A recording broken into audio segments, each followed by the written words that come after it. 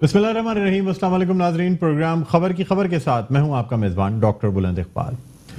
नाज़रीन, आज सबसे पहले बात करना चाहेंगे वफाकी काबीना के इजलास के हवाले से, जिसमें वज़ीर-ए-आज़म इमरान खान ने वाज़े अल्फाज में कह दिया कि इत्तेहादी जमातों ने हुकूमत का हर मुश्किल वक्त में साथ दिया है, इसलिए इत्तेहादियों को नहीं छोड़ेंगे। यानी उनका साथ देते रहेंगे, उन्हें अकेला नहीं छोड़ा जाएगा।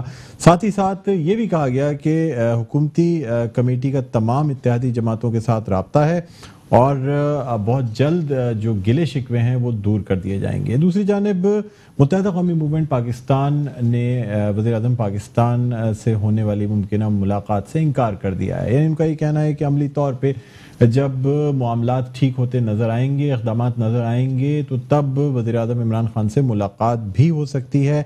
ये कहना है तर्जुमान मुत्तहिदा कौमी मूवमेंट पाकिस्तान अमीनुल हक का, जिन्होंने MQM वफ्द के हवाले से ये कहा है कि MQM का वफ्द जो है वो किसी से मिलने इस्लामाबाद नहीं जा रहा।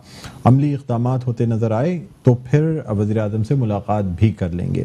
साथ ही साथ आपको ये बताते चलें कि जहाँ एक तरफ मुत्तहिदा कौमी मूवमेंट पाकिस्तान की जानिब से हुकूमत से अलहदगी का बयान आया कि अब वजारतें जो है उनसे इस्तीफ़ा दे दिया जाएगा, लेकिन ट्रेजरी बेंचेस पर जो है वो बैठने का सिलसिला जारी रहेगा। उसके साथ ही साथ जो दूसरी इत्तेहादी जमातें हैं उनकी जानिब से भी इख्तिलाफात नज़र आने लगे।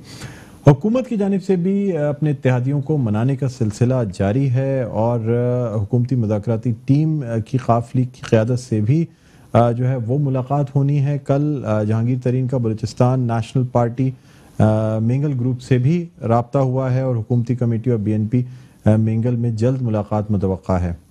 इसके अलावा मुत्तहिदा के बाद ग्रैंड डेमोक्रेटिक अलायंस GDA की जानिब से भी गिले शिकवे किए गए और आज गवर्नर सिंध इमरान इस्माइल GDA को मनाने के लिए किंगड़ी हाउस पहुंच गए। पीर पगारा ने शिकायतों के अंबार लगा दिए, गवर्नर सिंध तहफ़्फ़ुज़ात का अजाला करने की यकीन दहानी करा दी। कहते हैं मुआशी हालात अब कुछ बेहतर हुए हैं, वादे पूरे करेंगे। यानी एक जो तूफ़ान थमा हुआ था और कई महीनों से मुख्तलिफ बातें की जा रही थीं, लेकिन फिर भी जो सिलसिला था वो किसी न किसी तरीके से चलाया जा रहा था। अब ऐसा लग रहा है कि तमाम इत्तेहादी जो हैं अचानक से एक्टिव हो गए हैं और अपने अपने गिले शिकवे सब ने सामने रख दिए और काफ़ी नाराज़गी का इजहार किया गया है। इसी हवाले से हुकूमती मौक़िफ़ और पाकिस्तान तहरीक इंसाफ का मौक़िफ़ जानने के लिए इस वक्त हमारे साथ ऑनलाइन मौजूद हैं रहनुमा पाकिस्तान तहरीक इंसाफ और मेंबर नेशनल अस्म्बली आफ्ताब सिद्दीकी साहब। अस्सलाम वालेकुम आफ्ताब सिद्दीकी साहब, खुशामदीद कहते हैं प्रोग्राम खबर की खबर में। वालेकुम अस्सलाम डॉक्टर साहब। सर, अचानक से कुछ यानी इतवार के दिन से ऐसा सिलसिला चला है कि तमाम ही इत्तेहादी जो है नाराज़ नज़र आ रहे हैं, सबके गिले शिकवे उभर के सामने आ गए हैं। हालांकि अगर देखा जाए तो जब तक के कौमी असम्बली और सेनेट में कानून साजी हो रही थी उस वक्त तक ना सिर्फ इत्तेहादी बल्कि अपोजिशन जमातें भी साथ थीं, और अब ये सिलसिला है कि हुकूमत के जो बहुत करीबी इत्तेहादी थे उन्होंने भी इस इत्तेहाद से हाथ उठा लिया। क्या कहते हैं सर? डॉक्टर साहब, अगर MKM के हवाले से अगर हम बात करें तो संडे को डॉक्टर खालिद मकबूल साहब ने रिजाइन दिया है। मंडे को हमारी मीटिंग ऑलरेडी स्केड्यूल थी असद उमर साहब की, और क्योंकि वो SIDCL की मीटिंग के बाद थी और उसमें प्रोजेक्ट कराची के लिए जो प्रोजेक्ट्स आ रहे हैं या कराची के लिए तरक्याती प्रोग्राम तरतीब दिए गए हैं जिसका अनाउंसमेंट प्राइम मिनिस्टर ने भी किया था, वो मीटिंग ऑलरेडी स्केड्यूल थी। उसी सिलसिले में मैं खुद भी और असद उमर साहब की मैं उस कमेटी का मेंबर भी हूँ। हम कहते हैं खालिद मकबूल साहब को उनकी कमेटी के पास, वहाँ पे हमारी कराची के हवाले से और कराची के प्रोजेक्ट से तरक्याती मंसूबों के हवाले से बातचीत हुई है, क्योंकि जब से प्राइम मिनिस्टर ने असद उमर साहब को फोकल पर्सन बनाया है, कराची का प्लानिंग मिनिस्टर बने हैं, तो वो प्रोजेक्ट जो थोड़े स्लो चल रहे थे उसमें वो एक्सपीडाइट हुए हैं और उसमें हर वो जो 162 अरब रुपए का जो पैकेज था उस पर पेशरफ्त हुई है काफी। और पिछले इस महीने में 2 मीटिंग्स हो चुकी हैं और आप देखिएगा इंशाल्लाह अगले चंद हफ्तों में मजीद वो प्रोजेक्ट अनाउंस होने जा रहे हैं, क्योंकि अब उन्हें वो प्रोजेक्ट प्लानिंग से निकल के एग्जीक्यूशन की तरफ जा रहे हैं। इसी तरह PTI गवर्नमेंट ने 4-6 प्रोजेक्ट जो गवर्नर साहब ने इनॉग्रेशन की थी उसके भी इफ्तिताह की डेट दी गई है। तो ये तो MKM के साथ था। हाँ, अलबत्ता उनके कुछ खदशात और तहफ़्फ़ुज़ात थे जिसके ऊपर बातचीत हुई है, और इंशाअल्लाह प्राइम मिनिस्टर के साथ उनकी जब मुलाकात होगी तो वो कुछ पॉइंट्स उनके ऐसे हैं जो उससे प्राइम मिनिस्टर ही बता सकेंगे कैसे क्या पेशरफ्त होनी है। तो मेरा ख्याल है कि इस वक्त तो सूरत ऐसी गंभीर नहीं है जैसा कि आप समझ रहे हैं या आप बता रहे हैं। आज JDA के साथ भी गवर्नर साहब की मीटिंग हुई है। ऑब्वियसली अब ये साल, नया साल शुरू हुआ है और अब ये तरक्की का साल है। स्टेबिलिटी अल्हम्दुलिल्लाह इकोनॉमी में आ चुकी है। आप स्टॉक मार्केट देखें और दूसरे इंडिकेटर्स देखें तो इस साल सबके मसाइल हल होने हैं। हर आदमी अपने शहर, अपनी सिटी, अपने प्रोविंस के लिए कंसर्न है, तो वो कंसर्न जो है उनको एड्रेस होना है। आज भी ये बात हुई है कि जहांगीर तरीन साहब और परवेज खट्टक और असद उमर साहब, ये तमाम तीनों हजरात जो मुख्तलिफ हमारे एलाइज हैं, उनके जो इश्यूज हैं उनको रिजॉल्व करेंगे। अच्छा आफ्ताब भाई, जहाँ तक आपने कहा ना कि ये जो वज़ीर-ए-आज़म से मुलाकात भी होनी है और यानी बहुत जल्द मामला तय हो जाएंगे, सर अगर देखा जाए तो हालात थोड़े से इससे मुख्तलिफ हैं। यानी मुत्तहिदा कौमी मूवमेंट की जानिब से साफ ये कह दिया गया है कि कोई वफ्द वज़ीर-ए-आज़म इमरान खान से मुलाकात के लिए नहीं जा रहा जब तक कि अमली इक़दामात होते हुए नज़र नहीं आते। उस वक्त तक मुलाकात जो है ना वो बिल्कुल उसकी कोई पॉसिबिलिटी मौजूद नहीं है।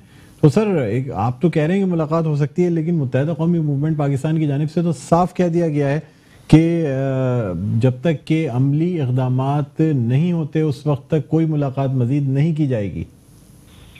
देखिए डॉक्टर साहब, अमली इक़दाम तो वो खुद भी कराची इंफ्रास्ट्रक्चर डेवलपमेंट जो कंपनी थी उसमें शामिल थे, और फिर SITCL हो गई है, और उन्हें खुद मालूम है कि जो अमली इक़दाम कराची के हवाले से हैं वो तो उसमें पेशरफ्त बहुत तेजी से हो रही है, और खासतौर से असद उमर साहब के आने के बाद। और जो प्रोजेक्ट कराची के लिए प्लान किए गए थे उन प्रोजेक्ट को उसी तरह लिया जा रहा है जैसे 162 अरब रुपए में 100 रुपए का 105 अरब के जो पब्लिक प्राइवेट पार्टनरशिप पे थे।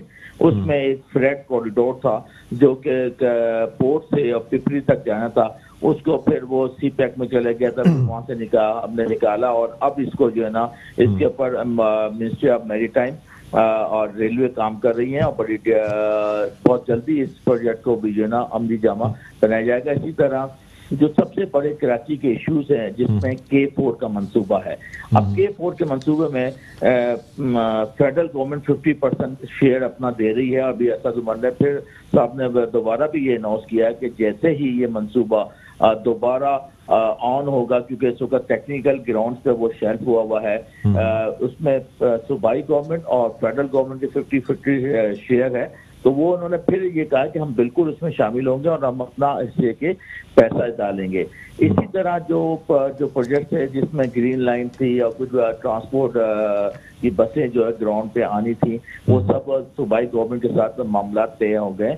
लेकिन ये ऐसा नहीं होता कि आज हम अनाउंस करें और कोई प्राइवेट सेक्टर तो है नहीं और कल वो जो है ना ऑन ग्राउंड आ जाए। इसमें सूबाई गवर्नमेंट की इन्वॉल्वमेंट जरूरी होती है, इसी तरह लोकल गवर्नमेंट की इन्वॉल्वमेंट होती है, क्योंकि बसें जब हम लाएंगे तो उसका ज़ाहिर रूट की जिम्मेदारी सूबाई गवर्नमेंट की होती है, इसी तरह और बाकी तमाम चीज़ों में। तो मेरा ख्याल है कि अमली तौर पर तो काफ़ी आगे बढ़ चुके हैं ये सारे प्रोजेक्ट। और इसी तरह मिनिस्ट्री ऑफ मैरीटाइम जो है लियारी एक्सप्रेस वे पे काम कर रही है कि इस वक्त सबसे बड़ा जो कराची का इशू है पानी के बाद वो ट्रांसपोर्ट का है, जिसमें कार्गो ट्रांसपोर्टेशन भी बहुत इंपॉर्टेंट है, क्योंकि कराची में 18,000 ट्रक्स डेली बेसिस पे आते हैं और जाते हैं। तो इसकी वजह से खासा प्रॉब्लम होती है, जिसमें हमने ये अनाउंस किया था कि लियारी को पोर्ट से मिला के लियारी एक्सप्रेस वे को M9 से कनेक्ट कर देंगे। उसके ऊपर आप देखेंगे कि इंशाल्लाह बहुत जल्द काम शुरू हो जाएगा। और उसके बाद एक और प्लान है जिसमें पोर्ट का जो ट्रांसपोर्ट है, जितने ट्रक है उसके मार्शलिंग यार्ड बनाया जा रहा है, जिसके लिए सूबाई गवर्नमेंट से जमीन के हवाले से बातचीत हो रही है 250 एकड़ की। और उसमें ये प्लान है कि ये सारा ये ट्रक हैं वो एक मार्शलिंग यार्ड में खड़े होंगे, और जैसे ही पोर्ट से जब उनको रिलीज की पर्ची मिलेगी तो वो वहां से निकल के पोर्ट जा सकेंगे। तो इस वक्त जो, क्योंकि इसमें प्रॉब्लम यह है कि रात को 11 बजे से सुबह 6 बजे तक ये ट्रांसपोर्ट अलाउ की जाती है और पूरे दिन ये लोग इंतजार करते हैं। इसी तरह काफी प्रोजेक्ट्स हैं जिसके ऊपर जब हमने अनाउंस किया था उनके सब पे पेशरफ्त हो गई है।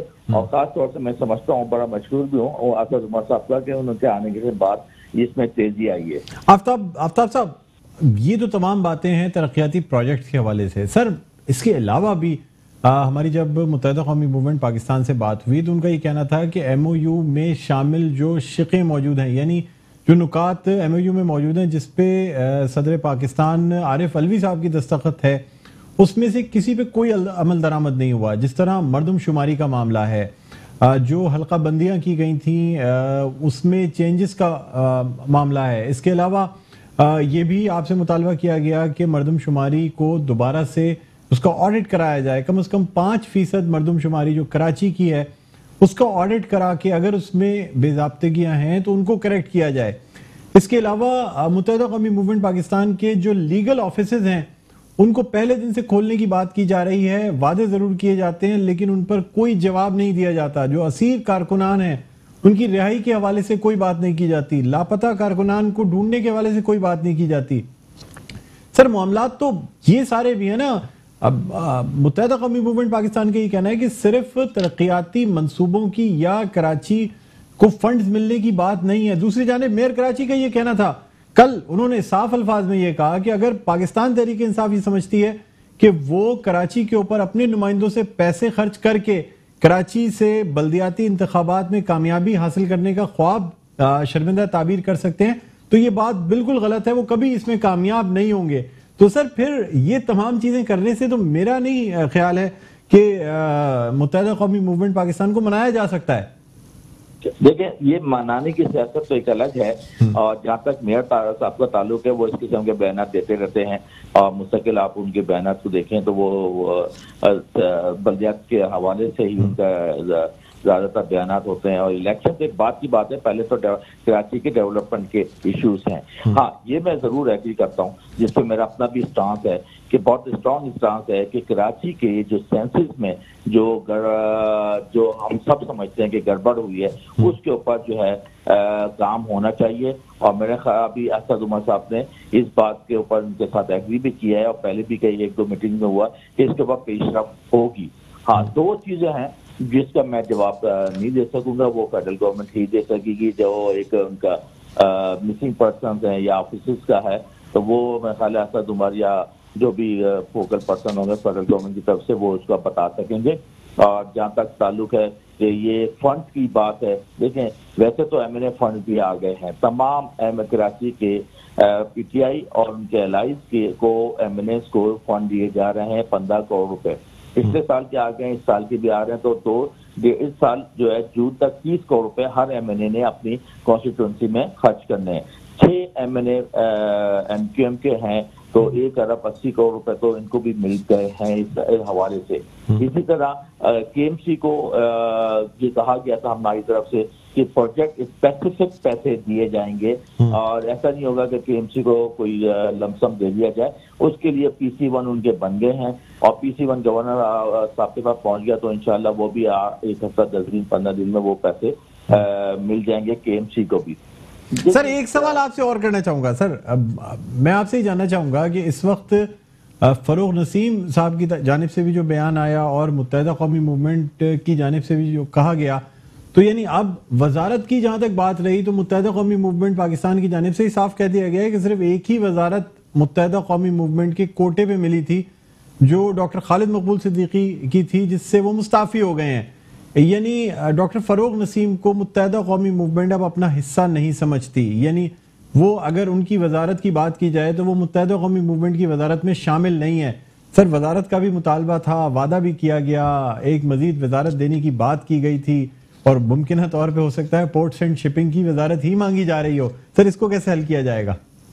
देखिए, वजारत चॉइस से तो नहीं होती है। हाँ, नंबर ऑफ वजारत जरूर है, कह सकते हैं कि अगर आपको 1 या 2 मिलनी है आपके कोटे के हिसाब से वो जरूर मिलनी चाहिए, मगर चॉइस ये नहीं हो सकती कि आप पोर्ट एंड शिपिंग, क्योंकि पहले भी बाबर गौरी साहब रहे हैं और आप सबको दुनिया को मालूम है कि वो उस दौर में क्या कुछ नहीं हुआ, यहाँ पे बहुत सारी चीजें हैं।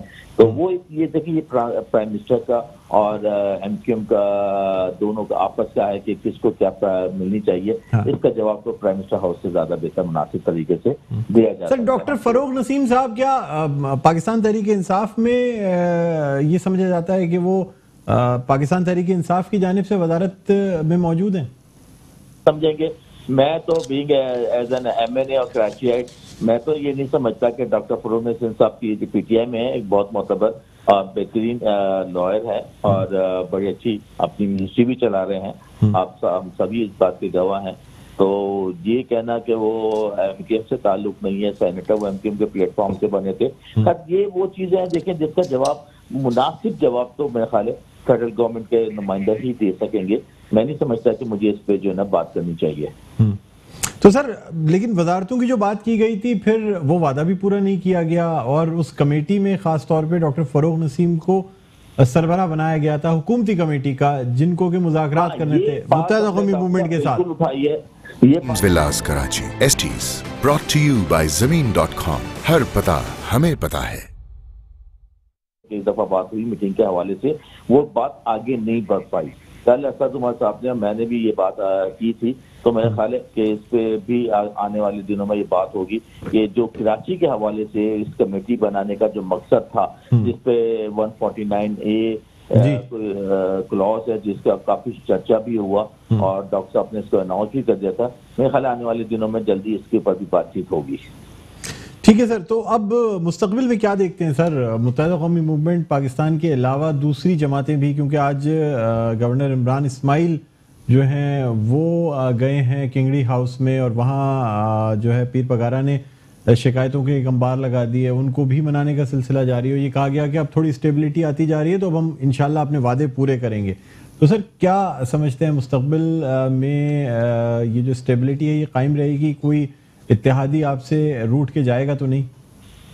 देखिए डॉक्टर साहब, जिस क्राइसिस से पिछले 16 महीने गुजरे, फाइनेंशियल क्राइसिस जो इस मुल्क में थे, जो हमें विरसे में मिले थे, इकोनॉमी तबाहाल थी और कोलैप्स हो रही थी, तो उसको हम उस क्राइसिस से निकाल के आज अल्हम्दुलिल्लाह उस स्टेज पे आ गए जहाँ सारी दुनिया कह रही है कि इकोनॉमी स्टेबल हो गई है। ऑब्वियसली जो हमारी कमिटमेंट्स है अपने अलाइज के साथ, वो हमें पूरे करने चाहिए और करेंगे।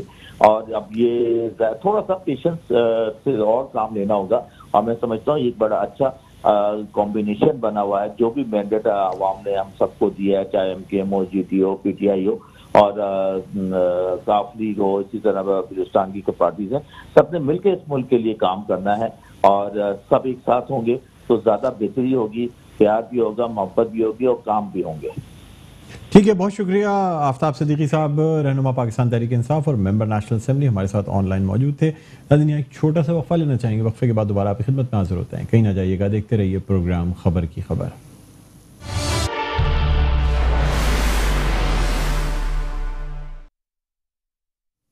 Welcome back. एक बार फिर आपको खुशामदीद कहते हैं प्रोग्राम में खबर की खबर। मैं हूँ आपका मेज़बान डॉक्टर बुलंद इकबाल। नाज़रीन, हम बात कर रहे हैं हुकूमत की जो मुश्किलात हैं उसमें कुछ इजाफा नज़र आ रहा है। इत्तेहादियों की जानिब से गिले और शिकवों के अंबार लगा दिए गए हैं, चाहे GDA की बात की जाए, Balochistan national party Mengal group की बात की जाए, मुस्लिम लीग काफ की बात की जाए या मुत्तहिदा कौमी मूवमेंट पाकिस्तान की बात की जाए, तमाम ही पार्टियां जो हैं इस वक्त हुकूमत से नाराज़ नज़र आ रही हैं। बहरहाल नाज़रीन, कुछ कोइंसिडेंस या हुस्न इत्तेफाक ऐसा भी हुआ कि पाकिस्तान पीपल्स पार्टी के चेयरमैन बिलावल भुट्टो जरदारी की जानिब से कुछ रोज़ कबल जो है वो मुत्तहिदा कौमी मूवमेंट पाकिस्तान को हुकूमत में शमूलियत की पेशकश भी हुई थी और उसके चंद रोज़ या 2-3 रोज़ बाद ही ये तमाम डेवलपमेंट होना शुरू हुई। इसलिए ये भी कहा जा रहा है कि शायद कुछ ऐसे मामला थे या जो पाकिस्तान पीपल्स पार्टी के चेयरमैन बिलावल भुट्टो जरदारी का बयान था वो भी असरअंदाज हुआ इस तमाम डिस्टर्बेंस में। बहरहाल अभी हम बात करना चाहेंगे रहनुमा पाकिस्तान पीपल्स पार्टी और सेनेटर आजिज धामरा से, जो हमारे साथ इस वक्त ऑनलाइन मौजूद हैं। अस्सलाम वालेकुम आजिज धामरा साहब, आपको खुशामदीद कहते हैं प्रोग्राम खबर की खबर में। जी वालेकुम अस्सलाम। सर, क्या कहते हैं ख़ास तौर पे मुत्तहिदा कौमी मूवमेंट पाकिस्तान हुकूमत से नाराज़, जो खलीज है वो बढ़ती चली जा रही है और अब जो मुतालबात हैं वो कुछ इस तरह से किए गए हैं कि जब तक कि अमली इक़दामात नहीं होते, वो तमाम मुतालबात जो मुत्तहिदा कौमी मूवमेंट पाकिस्तान और पाकिस्तान तहरीक इंसाफ के MOU में मौजूद हैं, जब तक उन पर अमल दरामद नहीं होता उस वक्त तक शायद ये नाराज़गी दूर ना हो सके। क्या कहते हैं सर आप? जी, मुझे नहीं लगता और मेरा ख्याल है कि मुत्तहिदा कौमी मूवमेंट 2-4 दिन और नाराज हो सकती है और बातचीत जो है उनकी उन्होंने कहा है कि वो हुकूमत में शामिल हैं। तो ये बात कहना कि बिलावल भुट्टो जरदारी साहब ने जो अपनी एक स्टेटमेंट दी थी उस पे उन्होंने मनोहन कोई अमल किया है, ऐसी बात तो नहीं थी, मगर उन्होंने अपनी वजारतों के हवाले से कोई बात की है कि शायद एक वजारत उन्हें और चाहिए, क्योंकि उनका क्लेम है कि जो नसीम फरूख साहब हैं वो उनको उनकी कोटा में वजारत नहीं दी गई है, तो शायद वो अपनी कोटा की दूसरी मिनिस्ट्री लेना चाह रहे हैं या मिनिस्ट्री में कोई हाथ बंधे में हो वो खुलवाना चाहते हो।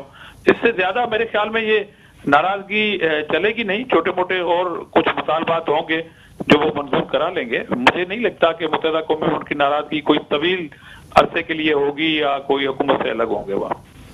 सर, दूसरी जानिब ये भी कहा जा रहा है कि कुछ दिन पहले कानून साजी जब हुई तो सब साथ थे, और अब एक अहम कानून साजी के बाद जो है वो इत्तेहादी जमातें भी अपने गिले शिकवे करने लगी, अपोजिशन की जानिब से भी बयानात आने लगे। क्या कहते हैं सर? मैंने कहा कि वो तो कानून साजी के हवाले से तो जाहिर है अपोजिशन भी अपना एक किरदार अदा कर रही थी, मगर आपको याद होगा कि अख्तर मेंगल साहब जो हैं वो एक नहीं कई बार जो है इस हुकूमत से नाराज होते रहे, और उसमें कोई शक नहीं कि मौजूदा जो फेडरल गवर्नमेंट है वो एक किसी बेसाखियों पे खड़ी है, और एक भी बेसाखी अगर उसकी निकल जाती है या स्लिप हो जाती है तो जाहिर है वो फेडरल गवर्नमेंट जो है वो मुश्किलात का शिकार होंगी। तो मुत्तहिदा कौमी मूवमेंट जो है उनका एक टेक रिकॉर्ड रहा है कि वो हुकूमतों से अलग होते रहे हैं और फिर अपने मुतालबात मंजूर करवाते रहे हैं। इसलिए मेरे ख्याल में कि मुत्तहिदा कौमी मूवमेंट को पता है कि हम हुकूमत की बेसाखी हैं, और बेसाखी अगर निकल जाए तो फिर हुकूमत कितनी कमजोर पड़ जाती है। तो ये एहसास तो मुत्तहिदा को क्या पूरी कौम को है कि मुत्तहिदा हो या अख्तर मेंगल साहब की पार्टी हो, अगर वो हुकूमत से नाराज हो जाती है तो काफी कीमत अदा करनी पड़ती है फेडरल गवर्नमेंट को, और फेडरल गवर्नमेंट हिल के रह जाती है। फेडरल गवर्नमेंट हिली तो जरूर है, मगर मेरे ख्याल में ये बेसाखी निकलेगी नहीं और भी सहारा देती रहेगी इस हुकूमत को। सर, ये भी आपसे जानना चाहेंगे कि मतलब एक जानिब जब आपकी पार्टी के चेयरमैन की जानिब से बयान आया और फिर ये तमाम मूवमेंट हुई, अब पार्टी का मौक़िफ़ बिल्कुल डिफरेंट नजर आता है, यकसर तब्दील हो गया। जिस रहनुमा से भी आपकी पार्टी की बात करते हैं वो मुत्तहिदा कौमी मूवमेंट को तनकीद का निशाना बना रहा होता है। आप नहीं समझते कि क्या कराची की बेहतरी के लिए पाकिस्तान पीपल्स पार्टी और मुत्तहिदा कौमी मूवमेंट का इलाक़ बहुत मुस्बत शामिल मतलब साबित हो सकता है अगर संजीदगी के साथ ये इलाक़ किया जाए और खुलूस नीयत के साथ ये इलाक़ हो? तो बिल्कुल आपने दुरुस्त फरमाया कि संजीदगी मेन जो अंसर है इस सारे मामले का वो है संजीदगी। और मैं मुत्तहिदा कौमी मूवमेंट के ऊपर कोई तनकीद नहीं कर रहा हूं, मगर मैंने कहा कि क्योंकि अभी ये बात वाज़ेह हो गई कि एक मिनिस्टर ने जब वजारत ली गई तो 2 मिनिस्ट्रियां उनके खाते में थी। आपको, मुझको और पूरी कौम को ये मालूम था कि 2 मिनिस्ट्रियां मुत्तहिदा कौमी मूवमेंट के पास हैं, मगर जब वो हुकूमत से निकले, हुकूमत से तो नहीं निकले, सिर्फ काबीना से निकले हैं, तो एक वजीर निकला है और वो कह रहे हैं कि फरूक नसीम जो है वो मुत्तहिदा कौमी मूवमेंट की कोटा पे नहीं है। तो इस पे मैं ये बात कहना चाह रहा हूं कि शायद वो अपनी कोटा की दूसरी मिनिस्ट्री लेने में कोई ख्वाहिशमंद हो। और ये बयान बिलावल भुट्टो जरदारी साहब का कोई प्रेस बयान नहीं था, या उन्होंने किसी पार्टी के इजलास में ये बैठ के ये बयान नहीं दिया था। उन्होंने एक तकरीब से खिताब किया था जो कोरंगी में थी, और उसमें मेयर कराची भी मौजूद थे, और मेयर कराची ने जब देखा कि सिंध हुकूमत जो थी वो 1 महीना पहले बिलावल भुट्टो जरदारी साहब ने 7 मंसूबों का इफ्तिताह किया था, और कोरंगी के अंदर भी उस दिन 4 मंसूबों का इफ्तिताह किया गया जो 2 अरब की ज्यादा लागत के थे। तो मेयर ने यह महसूस किया कि सूबाई हुकूमत जो है वो अपना तेजी से काम कर रही है, कराची को ऑन कर रही है, कराची की अवाम को ओनरशिप दे रही है सूबाई मामलात, हुकूमती मामलात में। मगर फेडरल गवर्नमेंट ने जो पैसे देने की बात की थी, और वो कह रहे हैं कि हमारा जो एक चार्टर्ड है उनके पास 9 पॉइंट का, फिर 13 पॉइंट का, उसमें जो वायदे किए गए हैं वो वफा नहीं किए गए। तो उसमें 2 चीजें जाहिर होती हैं, एक तो फेडरल गवर्नमेंट की वो बात कि वो वादा ही किया जो वफा हो जाए, और हम ये बार बार कहते रहे कि पीटीआई की हुकूमत जो है वो बिल्कुल ऑन नहीं कर रही पूरे सूबे को, और उनका जो आईनी 1 रुपया पैसे हैं वो नहीं दे रही है। तो सब हमारे ऊपर तनकीद कर रहे थे कि ये पैसे डिमांड कर रहे हैं सूबाई हुकूमत, मगर उसके बावजूद सूबाई हुकूमत कराची को ऑन कर रही थी। तो अब उसकी इत्तेहादी कह रही है कि पीटीआई जो वायदे किए थे पीटीआई ने वो वफा नहीं किए। तो अब जाहिर है, अब आप क्या कहेंगे इस मामले में कि जब कराची के अवाम से सीरियस नहीं है फेडरल गवर्नमेंट, तो मुत्तहिदा कौमी मूवमेंट को संजीदगी का मुजाहरा करना चाहिए। और मैं ये बात वाज़ेह करता जाऊं कि वोटों के हवाले से सिंध गवर्नमेंट को, मुत्तहिदा कौमी मूवमेंट के वोटों की कोई जरूरत नहीं है कि सिंध गवर्नमेंट कोई खत्म हो जाएगी, मगर फेडरल गवर्नमेंट से अगर वो निकलेंगे तो उनको जरा दुश्वारी जरूर होगी। तो एक बार फिर पीपल्स पार्टी इस बात की ख्वाहिशमंद है कि शहरी इलाके हों या देही इलाके हों, Karachi is the part of Karachi Sindh, Hyderabad is the part of Sindh, और शहरी इलाकों के अंदर भी अगर फेडरल गवर्नमेंट कोई काम करना चाहे तो हम उसको वेलकम कहेंगे। और अगर फरवरी में जो हम बात सुन रहे हैं कि कुछ मंसूबों की इनॉग्रेशन के लिए प्राइम मिनिस्टर साहब आ रहे हैं सिंध में, तो उसका क्रेडिट भी बिलावल भुट्टो जरदारी साहब की उस स्टेटमेंट को जाता है जिसमें उन्होंने मुत्तहिदा कौमी मूवमेंट को कहा कि अगर आपको काम करना है सिंध हुकूमत के बाद तो बेशक आप आ जाएं। तो अब अगर उनको होश आया और आज की सूरत हाल में अगर फेडरल गवर्नमेंट कुछ कराची के लिए मंसूबे देने की अगर कोई इरादा रखती है या सीरियस है, तो मेरे ख्याल में ये क्रेडिट भी बिलावल भुट्टो जरदारी साहब को जाएगा। और कराची के अवाम बाशऊर हैं कि वैसे तो 15-17 महीने से वो नहीं दे रहे थे, मगर बिलावल भुट्टो साहब की एक स्टेटमेंट से जो दुश्वारियां हैं और परेशानियां हैं फेडरल गवर्नमेंट को, उससे अगर कराची के अवाम का कोई भला होता है तो पीपल्स पार्टी के लिए और सिंध गवर्नमेंट के लिए ये भी एक खुश आइंदा अमल होगा। सर, ये भी आपसे, आपने तरक्याती मंसूबों की बात की, सिंध हुकूमत की जानिब से जो तरक्याती काम किया गया कराची में, सर कराची में जो तरक्याती मंसूबे होते हैं उनकी इनॉग्रेशन में उजलत से क्यों काम लिया जाता है सर? चाहे हम माजी में देखते हैं साबिक वज़ीर आज़म नवाज शरीफ साहब मोटरवे का इफ्तिताह करके चले गए, 50 किलोमीटर से आगे सड़क ही नहीं थी। अभी जब शहीद मिलत रोड पे अंडर पासेस का इफ्तिताह किया गया तो ये बताया गया कि 2 अंडर पासेस बनाए गए हैं और इसका इफ्तिताह हो रहा है, उसमें से एक अंडर पास कोई 15-20 दिन बन रहा है, अभी गुज़िश्ता 4 दिन पहले ये अंडर पास खोला गया। कुरंगी में जिन फ्लाईओवर्स का इफ्तिताह किया गया वो फिनिश हुए ही नहीं है सर अभी तक, वहां अभी भी तरक्याती काम जारी है। और जो फ्लाईओवर्स बनाए भी गए हैं सर 2.5 नंबर और 5 नंबर पे, वो 2 लेन की सड़क पे सर 2 रोया ट्रैफिक चलाई जा रही है। अगर आप उन फ्लाईओवर्स पे खुद सफर करके देखेंगे तो आपको अंदाजा होगा कि वहां पे यकतरफा सड़क जो है ना वो 4 लेन की सड़क है सर। तो सर ये इतनी उजलत क्यों होती है और इन मंसूबों को जरा मजीद क्वालिटी के साथ चौड़ी सड़क के साथ क्यों नहीं बनाया जाता सर? देखें, आप बिल्कुल ठीक कह रहे हैं, मगर ये वो मंसूबे नहीं है जो आपको याद होगा कि जब मुशर्रफ दौर में एक ब्रिज बनी थी और धड़ाम करके गिर गई थी, उसको बहुत बड़ा लॉस हुआ था। पीपल्स पार्टी के दौर के अंदर कोई भी ऐसा मंसूबा नहीं है जिसमें अल्लाह ना करे कि कोई अवाम की लिए दुश्वारी का सबब बना हो या कोई उसमें कोई खराबी पेश आई हो। जहां तक आपने अंडरपास का एक मिसाल दिया, 15-20 दिन के अंदर वो बिल्कुल जो पहले इनॉग्रेशन हुई थी उसमें थोड़ा महसूस किया गया था कि उसमें और काम करने की जरूरत है। जारी है बहुत सारे मंसूबों का इफ्तिताह हो रहा था, और जब कोरंगी के मंसूबों का इफ्तिताह हुआ तो मीडिया ने मुझसे ये सवाल किया था और उसी दिन शाम को वो अंडरपास बिल्कुल अवाम के लिए खोल दी गई थी। अब कराची के अंदर पीपल्स पार्टी की सूबाई हुकूमत के जितने भी मंसूबे हैं, मैं चैलेंज के साथ कहना चाहता हूं कि बाकी पाकिस्तान की तारीख में कोई भी हुकूमत हो, आप उनकी जो डेवलपमेंट साइड है वो उठा के देखें, आपको मालूम हो जाएगा कि पीपल्स पार्टी के दौर के अंदर कितने मंसूबे। मिसाल के तौर पर अब शाहराह फैसल जो है वो भुट्टो साहब के दौर में बनी थी और अब पीपल्स पार्टी ने उसकी रिनोवेट की। इससे दौर में बहुत सारी हुकूमतें आई, क्योंकि एयरपोर्ट से जब पूरी दुनिया से लोग आते थे और एयरपोर्ट से जब बाहर निकलते थे तो आपकी कंट्री का फेस होता है वो रोड के, एयरपोर्ट से निकलते आप क्या मैसेज देना चाहते हैं। उसके बाद मिसाल के तौर पर जब पूरे मुल्क से ट्रेन से सफर करते हुए दूसरे इलाकों से लोग जब कराची पहुंचते थे तो कैंट एरिया में जो रोड थे वो सफर के लायक नहीं थे, मगर आज आप उन रोडों पे सफर करें या अपनी कैमरा की आंख से पूरी कौम को दिखा सकते हैं कि अगर कराची में पहुंचने वाले किसी भी मुल्क के इलाके से कोई लोग आएंगे तो वो पीपल्स पार्टी ने उन रोडों की रेनोवेशन की है, अंडरपासेस बनाए हैं और ब्रिजेस बनाई है। उससे और भी आगे काम करने के लिए पीपल्स पार्टी जो है वो अपने मंसूबे बना रही है। और आजिज ढामरा साहब, आपकी इस बात से इख्तिलाफ नहीं है कि जो शाहराह फैसल की तज़ीन व आराइश का काम किया गया, जिस तरीके से उसको कंप्लीट किया गया, सर प्लानिंग का कुछ फुकदान नजर आता है। जिस तरह हम लियाकत नेशनल वाले रोड की अगर बात करें, रोड बनाई जाती है उसके बाद फिर फौरन ही उसको तोड़ भी दिया जाता है, रोड कटिंग शुरू हो जाती है। इसके अलावा अगर मैं सबमरीन चौक के अंडरपास की बात करूं, सर प्लानिंग उसकी गलत लगती है। 2 रोड्स उस पे ऐसे हैं जो कि परमानेंटली बंद किए हुए हैं। अगर बंद ही रखने थे तो फिर बनाए क्यों गए? इस किस्म की इल प्लानिंग हमें बहुत सी जगहों पे नजर आती है। इवन ये जो फ्लाईओवर्स कोरंगी में बनाए गए हैं, लगता ऐसा है कि ये एक तरफा ट्रैफिक के लिए थे, लेकिन मजबूरन इस एक तरफा ट्रैफिक को दो तरफा ट्रैफिक में तब्दील करके इसका इफ्तिताह कर दिया गया। क्या ये बात दुरुस्त है सर?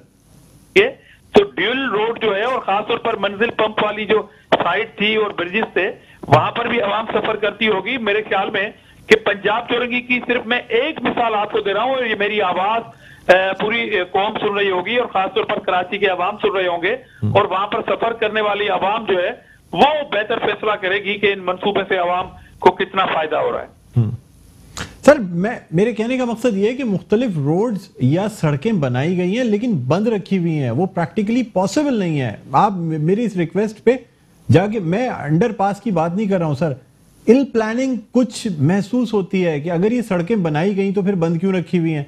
प्रैक्टिकली वो सड़कें पॉसिबल ही नहीं है जो सर्विस लेन्स बनाई गई हैं सर अंडरपास के ऊपर, तो इल प्लानिंग क्यों नजर आती है सर बहुत से मंसूबों में? ये तो मैंने आपको चंद मिसालें दी हैं। देखिए, पहली बात तो यह है कि जो चीज बनती है वो बंद भी होती है। अब मुझे पता नहीं कि आप किस स्कीम के हवाले से आप ये सर्विस रोड की हवाला दे रहे हैं, मगर मेरे कहने का मकसद है कि आप यूनिवर्सिटी रोड ले लें, तारिक रोड ले लें, आप मंजिल पंप की तरफ जाएं, मगर ये तो आप रोडों की बात करते हैं ना, मगर मैं तो आपको कहता हूं कि कराची के अंदर जो हेल्थ सेक्टर में पीपल्स पार्टी की सूबाई गवर्नमेंट ने जो काम किया है मैं उस पर डिबेट कर सकता हूं।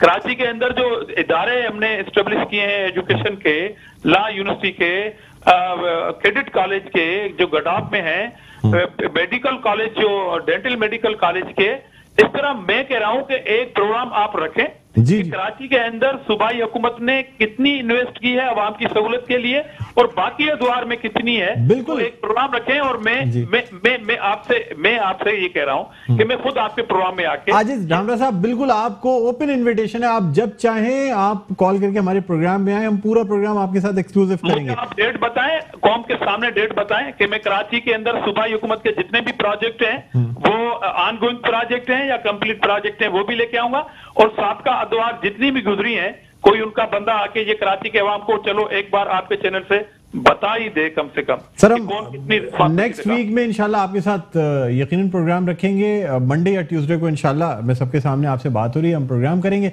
सर आपने यूनिवर्सिटी रोड की बात की, उस हवाले से आपसे एक छोटी सी बात करना चाहूंगा सर। करोड़ों रुपए की लागत से ये यूनिवर्सिटी रोड जो है ना इसकी तामीर की जाती है, जो दरख्त लगाए गए हैं सर वो कराची की एनवायरनमेंट के या उस जमीन के लिहाज से सूटेबल नहीं है। जितने पाम ट्रीज लगाए गए उनमें से 80% पाम ट्रीज खुश्क हो चुके हैं, वायबल नहीं है। जो पत्थर लगाए गए बड़े महंगे पत्थर जो नजर आते हैं सुर्ख रंग के, उन पे कलर कर दिया गया है सर। मतलब इतना तो सर सिविक सेंस होना चाहिए ना कि जो रियल रॉक्स लगाए गए थे, जो पत्थर लगाए गए थे, उनके ऊपर डिस्टेम्पर कलर कर दिया गया सर, वो भी हुकूमत की जानिब से ही किया गया। अगर इतने महंगे पत्थर लगाए गए थे तो कलर की क्या जरूरत थी? और वो दरख्त जो लगाए गए जो करोड़ों रुपए का ठेका था सर, वो दरख्त कराची की इस इलाके में वायबल हो ही नहीं सकते वो पाम ट्रीज। देखिए, आप इस चीज से इनकार तो नहीं कर रहे हैं कि नहीं बनी रोड, आप कह रहे हैं कि पत्थर पे रंग नहीं होना चाहिए था, तो चलो ये हो सकता है कुछ ऐसे एतराज़ात हो जिनको नोट किया जा सकता है कि पत्थर पे कलर नहीं किया जाना चाहिए था। अगर नहीं होना चाहिए था तो नहीं होना चाहिए था, मगर रोड बनी है, हाँ। पत्थर लगे हैं मगर उस पर कलर, सर दरख्त भी जो लगे करोड़ों रुपए की लागत से सर, उनमें से 80% दरख्त सूखे पड़े हुए हैं सर। वो पाम ट्रीज कराची की आबो हवा के लिहाज से हैं ही नहीं, वो चल ही नहीं सकते सर। माजी में भी लगाए गए, नेमतुल्लाह खान की गवर्नमेंट में लगाए गए और मजीद गवर्नमेंट्स में लगाए गए, लेकिन ट्राइड एंड टेस्टेड बात है कि ये दरख्त रोड के आइलैंड्स पर वायबल नहीं हो सकते। देखिए, एक कोशिश है कि कराची की एनवायरनमेंट के हवाले से दरख्त लगने चाहिए, आप कह रहे थे कि वो नहीं लगने चाहिए थे। नहीं सर, लगने चाहिए थे, लेकिन ये पाम ट्रीज जो बड़ी महंगी लागत में, बड़ी महंगी कीमत में खरीदे गए, जिनका पूरा ठेका दिया गया सर, वो सूटेबल नहीं थे उस एनवायरनमेंट के लिए, उस जमीन के हिस्से के लिए। तो मैं कराची की यूनिवर्सिटी रोड का ही साबका पिक्चर भी लेके आऊंगा और मौजूदा पिक्चर भी लेके आऊंगा। बिल्कुल सर, आपसे इस पे इंशाल्लाह हम डिटेल जो है एक प्रोग्राम करेंगे तमाम प्रोजेक्ट्स के हवाले से, जो प्रोजेक्ट्स में फ्लॉज हैं जिनको करेक्ट भी किया जा सकता है, या अगर मेरे ख्याल में मौसर मनसूबाबंदी की जाए तो इन चीज़ों का सामना ना करना पड़े जो बाद में मुश्किलात आती हैं। सर आगे आने वाले दिनों में मजीद कोई प्रोजेक्ट्स हैं जिनका क्या इफ्तिताह किया जाएगा या जिनका आगाज किया जाएगा कराची में? देखिए, पहली बात तो मैंने कहा कि जब आप मुझे मंगाएंगे तो मैं टोटल तफसील आपको बता दूंगा कि कितने प्रोजेक्ट जो हैं वो कंप्लीट हुए, कितने ऑन गोइंग हैं और कितने हमारे जो नेक्स्ट हमारे इन फ्यूचर है कराची के हवाले से, और कितनी कितनी बजट एलोकेट है, मैं सब तफसील आपको दूंगा और मैं जरूर हाजिर रहूंगा आपके प्रोग्राम में। अच्छा सर, एक आखिरी सवाल आपसे करना चाहूंगा। सिंध हुकूमत के कुछ इदारे हैं जो कि माली बहरान का शिकार नजर आ रहे हैं, जैसे सर महकमा स्मॉल इंडस्ट्रीज है, वहाँ पे 3 से 4 माह से तनख्वाहें नहीं मिली हैं। इसी तरह मुख्तलिफ कुछ और भी ऐसे इदारे हैं जो कि माली बहरान का शिकार नजर आते हैं और सिंध हुकूमत की जानिब से बर वक्त उनको तनख्वाहें या ग्रांट नहीं दी जाती। सर आपने बिल्कुल ठीक बात कही, निशानदी की कुछ इदारों के हवाले से। यही बात सिंध गवर्नमेंट कहती है कि सिंध गवर्नमेंट को जो NFC अवार्ड से जो अवार्ड किया गया था 2010 में, वो 2015 में खत्म हो गया था और 2015 से सूबे सिंध को जो अपनी उसकी आईनी रिक्वायरमेंट है फाइनेंशियली वो पूरी नहीं की जा रही और उस पर तंज किया जाता है और तनकीद की जाती है। तो बेसिकली सूबाई गवर्नमेंट जो है वो सफर कर रही है फाइनेंशियली इन सारे मामलात में, क्योंकि मुलाजमीन की तनख्वाहें और डेवलपमेंट साइड को कट करके भी देनी पड़ रही हैं। तो बहुत सारे ऐसे इश्यूज हैं और मैं आपकी बात को सेकंड कर रहा हूं कि पूरा सूबा जो है वो वफाक की बेध्यानी से और उनकी आईनी जो रिक्वायरमेंट है फाइनेंस की वो ना देने की वजह से बिल्कुल सफर कर रहे हैं। बहुत शुक्रिया। आजिज ढामरा साहब, रहनुमा पाकिस्तान पीपल्स पार्टी और सेनेटर हमारे साथ मौजूद थे। यहाँ एक छोटा सा वक्फा लेना चाहेंगे, वक्फे के बाद दोबारा भी खिदमत में हाजिर होते हैं। कहीं ना जाइएगा, देखते रहिए प्रोग्राम खबर की खबर।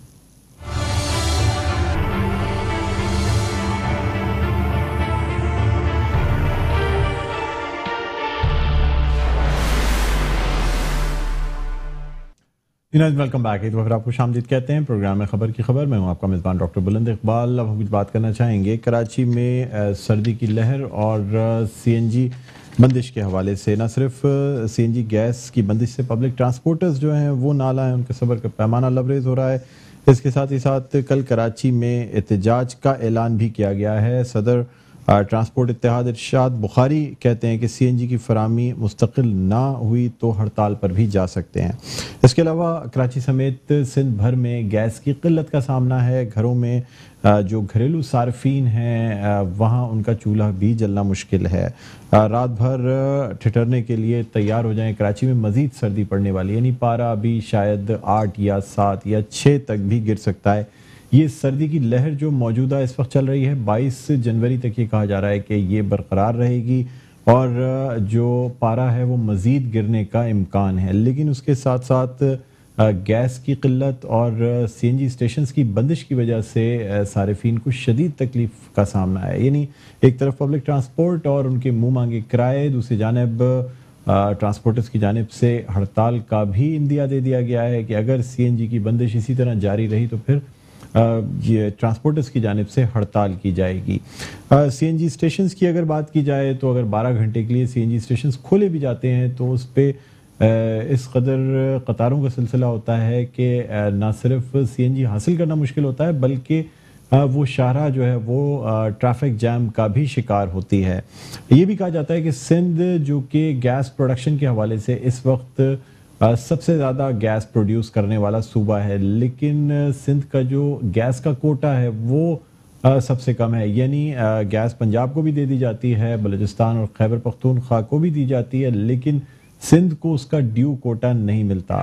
और यानी ये जो जब भी कोई भी सूबा जो गैस प्रोड्यूस करता है वो उसकी अपनी जो ज़रूरियात होती हैं उन्हें पूरा करने के बाद फिर जो बाकी मादा गैस होती है वो दूसरे सूबों को दी जा सकती है। लेकिन इसके बिल्कुल बरक्स सिंध का जो कोटा है उसमें मज़ीद कमी आ गई है और सर्दियों के इस मौसम में CNG स्टेशंस की बंदिश, फिर घरेलू सार्फिन के लिए मुश्किलात और सर्दी की ये जो शदीद लहर है इस वजह से काफ़ी लोगों को मुश्किलात का सामना है। साथ ही साथ स्कूलों की छुट्टियों में इजाफे की बात की गई थी, लेकिन स्कूल फिर भी वक्त पे खोल दिए गए। जो स्कूल तालिब इल्म हैं वो जाहिर सी बात है स्कूल जाने से भी कासिर हैं। बहरहाल नाज़रीन, हम इस हवाले से गुफ्तगू करना चाहेंगे। हमारे साथ ऑनलाइन मौजूद हैं हमारे नुमाइंदे बिलाल हसन। अस्सलाम वालेकुम बिलाल हसन, आपको खुश आमदीद कहते हैं प्रोग्राम खबर की खबर में। बिलाल हसन बताइएगा, सीएनजी गैस की बंदिश से अब पब्लिक ट्रांसपोर्टर्स जो हैं वो नाला हो गए हैं और एहतजाज और हड़ताल का इंदिया दे दिया गया है, क्या कहते हैं आप? जी बिल्कुल, जैसे कि आप सब देख रहे हैं कि सीएनजी और हो या सनतों की गैस हो या ट्रांसपोर्टर्स हो, ये गैस की अदम फराहमी की वजह से ये 3 सेक्टर्स जो है सबसे ज्यादा जो है मुतासिर हुए हैं। तो लिहाजा मंडे के दिन यानी कि गुज़श्ता रोज जो है वो गैस की अदम फराहमी पे जितने भी सनतकार थे उन्होंने एसएससीसी के सामने जो है उन्होंने अपना एहतजाज रिकॉर्ड कराया था और एसएससीसी के एमडी साहब से उनके मुज़ाकरात भी हुए थे, लेकिन वो मुज़ाकरात भी इस तरह थे कि उनको पता है कि गैस की फराहमी की तमाम जिम्मेदारी वफाक की होती है और वफाक जो है वो तमाम की तमाम जिम्मेदार होता है डिस्ट्रीब्यूशन की। यही सूरत सीएनजी की है। सीएनजी सेक्टर्स को भी एक तवील अरसे से जो है वो बंद किया हुआ है और जब इनकी मोड होता है किसी का तो वो सीएनजी स्टेशन जो है वो ओपन कर देती हैं। लेकिन सबसे ज्यादा जो हैरानकुन सवाल ये है कि ये कहते हैं कि गैस के प्रेशर की वजह से जो है गैस की अदम फराहमी हो रही है। तो ये सीएनजी स्टेशन रात के 10 बजे खोलते हैं, जबकि रात के सर्दी होती है और सर्दी में यकीनी तौर पे तो गैस का इस्तेमाल होता है वो ज्यादा होता है और उसके प्रेशर में ज्यादा लोड होता है, लेकिन ये जानबूझ के रात के 10 बजे सर्दी में ये सीएनजी स्टेशन खोलते हैं, फिर सुबह 6 बजे तक ये खोल के रखते हैं, कभी 8 बजे तक ये बंद करते हैं। तो लिहाजा रात के औकात में सर्दी में जो है अक्सर अफराद जो है वो नहीं जाते सीएनजी पे और ना पब्लिक ट्रांसपोर्टर्स भी जो है वो इससे महरूम रहते हैं। इसके अलावा सनों की भी बुरी सूरत हाल है। ट्रांसपोर्टर्स जो है उन्होंने भी कहा कि आपके सीएनजी पे तकरीबन 85% जो पब्लिक ट्रांसपोर्ट है वो सीएनजी पे कन्वर्ट हो चुकी है। जब सीएनजी पे कन्वर्ट हो चुकी है तो सी बात है कि उनको जब सीएनजी की अदम फराहमी होती है तो उन्हें पेट्रोल के पे गाड़ी को चलाना पड़ता है, जिसकी वजह से किराए की मद में जो है ज्यादा वसूल करते हैं, तो फिर मुसाफिरों से बहस व मुबादला होती है और आए दिन हम देखते हैं कि वो झगड़े फसाद की सूरत अख्तियार कर जाती है वो। तो लिहाजा ट्रांसपोर्टर्स और सीएनजी ने गुज़श्ता रोज जो है उन्होंने प्रेस कॉन्फ्रेंस की थी और प्रेस कॉन्फ्रेंस करने के बाद जो है उन्होंने ये ऐलान किया है कि बरोज बुध यानी कि कल 15 तारीख को जो है वो एसएससीसी हेड ऑफिस के सामने जो है वो अपना एहतजाज रिकॉर्ड कराएंगे, जबकि सीएनजी एसोसिएशन का कहना है कि अगर हमारे मुतालबात ना मानेंगे तो हम गैर मुअय्यना मुद्दत के लिए एसएससीसी हेड ऑफिस के सामने धरने भी देंगे। जी ये भी बताइएगा कि ये जो गैस की फराहमी है कब तक तवक्को की जा रही है कि इसमें बहाली या बेहतरी आ सकती है? डॉक्टर साहब बात एसएससीसी कहती है कि सिंध को टोटल जो चाहिए गैस वो 1600 MMCFD और इस वक्त जो उन्हें गैस जो प्रोवाइड हो रही है इसमें जो गैस प्रोवाइड हो रही है वो गैस प्रोवाइड हो रही है तकरीबन 1100 से 1200 MMCFD। 400 MMCFD का जो है यहाँ गैप है। इसके अलावा उनका कहना था कि जो हमने गुज़श्ता 2 हफ्ता कम जब इससे बात की थी तो उनका कहना था कि जनवरी के फर्स्ट वीक में फौजी फर्टिलाइजर जो मेंटेनेंस के लिए बंद हो जाएगी। जब वो मेंटेनेंस के लिए बंद होगी तो 80 से 100 MMCFD गैस जो है जो रिलीज होगी वो गैस जो है वो उसकी वजह से प्रेशर दुरुस्त होगा। लेकिन कल जब हमारी बात हुई थी तो उनका कहना था कि जो फौजी फर्टिलाइजर जो मेंटेनेंस के लिए बंद हुई उसकी गैस जो बची है वो गैस भी उन्होंने घरेलू सार्फिन को जो मुहैया कर दी है। उनका कहना है कि बहुत ज्यादा सर्दी की वजह से बलूचिस्तान को भी गैस फराहम करनी पड़ती है और सिंध का भी यही सूरत हाल है। तो लिहाजा उन्होंने कोई वाज़ेह मौक़िफ़ अभी तक नहीं दिया है कि गैस की सूरत हाल कब तक होगी, लेकिन उनका यही कहना है कि जब तक सर्दी की शिद्दत में कमी नहीं आती उस वक्त तक गैस के जो प्रेशर है या उसकी अदम फराहमी का सिलसिला जो है वो जारी रहेगा। ठीक है, बहुत शुक्रिया बिलाल हसन, हमारे नुमाइंदे हमारे साथ ऑनलाइन मौजूद थे। नाज़रीन उम्मीद करते हैं कि गैस की सूरत हाल जल्द बेहतर हो जाए और सारिफीन को जो है गैस की फराहमी जो है बहाल हो सके। नाज़रीन हमारे प्रोग्राम का वक्त अपने इख्तिताम पर पहुंचता है। मुझे बुलंद इकबाल को इजाज़त दीजिए, अपना बहुत ख्याल रखिएगा। अल्लाह हाफ़िज़।